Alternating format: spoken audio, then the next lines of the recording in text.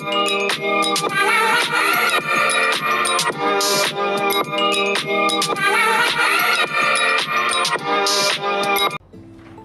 bro, jadi hari ini gue mau ngasih tips sedikit tentang gimana cara menurunkan berat badan dikala lu puasa. Sebenarnya puasa sendiri ini sudah adalah salah satu metode diet yang namanya intermittent fasting, atau biasanya dikenal di Indonesia adalah OCD. Biasanya diet ini adalah membatasi antara jendela makan, jendela kamu istirahat, dan jendela kamu beraktivitas. Nah, untuk puasa sendiri biasanya sudah dibatasi jam makannya mulai dari jam 7 malam sampai subuh.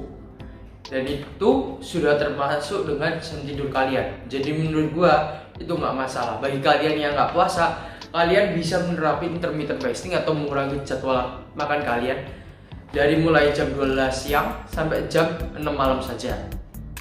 Yoi. Jadi gue yang mau bahas adalah di sini adalah intermittent fasting ini. Kenapa lu harus lakuin? Yang pertama, intermittent fasting ini adalah metode diet yang menurut gue cukup populer, gak hanya di Indonesia tapi di luar negeri juga. Artis-artis yang menggunakannya kayak Chris Hemsworth, terus kayak Kim Kardashian, Beyonce, mereka semua menggunakan metode diet yang namanya intermittent fasting ini. Yang seperti gue jelaskan adalah mengatur dan membatasi waktu makan kalian. Kenapa metode ini sangat berguna? Karena metode ini memacu namanya hormon insulin kalian lebih meningkat, sehingga dapat mengontrol karbohidrat lebih baik dan juga merespon gula darah kalian lebih optimal. Menurut gue sendiri, metode diet ini bener-bener ampuh. Gue juga ngelakuin ke beberapa klien gue dan hasilnya bener-bener maksimal. Ini adalah klien gue yang melakukan intermittent fasting dibarengi dengan olahraga kayak gini. Yoi. Tips yang nomor 2 bagi gue yang paling bisa membantu lo waktu diet adalah sebelum lo makan, lo harus minum 2 gelas air putih. Kenapa gua katain lu harus minum 2 gelas air putih? Supaya lu lebih cepat kenyang. Otomatis kalau lu lebih cepat kenyang, makanan yang lu makan juga lebih dapat dikurangi kalorinya. Gak hanya itu juga, lu harus bisa juga ngontrol namanya cara mengunyah. Kalau gue saranin kalian harus lebih banyak mengunyah, karena dalam mengunyah itu sendiri dapat membuat makanan kalian lebih mudah untuk diserap dengan tubuh. Tips nomor 3 bagi gue adalah pantangan. Di masa corona dan juga puasa ini, menurut gue kalau kalian mau menurunkan berat badan dengan metode yang sudah baik, yang penting bukan membatasi apa yang kalian makan, tapi memantang apa yang kalian harus makan. Yang di sini gue udah catat, kalian nggak boleh makan makanan yang penuh minyak, fast food, terus makanan yang manis-manis, yang berkalori tinggi tapi nggak ada nutrisi. Yuk kita bahas mulai dari makanan yang berminyak. Maksud gue di sini bukan makanan yang berminyak kayak digoreng lu nggak boleh makan, bukan. Tapi yang di sini gue maksud adalah makanan yang mengandung minyak banyak. Soto mengandung minyak banyak. Kalau menurut gue, daripada lu makan soto, mendingan lu makan sop sayur kayak gini.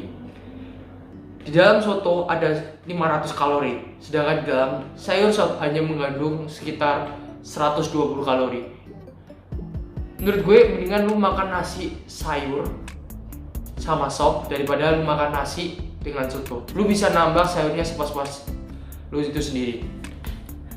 Terus makanan gorengan. Kalau makanan gorengan ini sendiri kalau bisa lu hindari. Lu ganti dengan buah atau sayuran.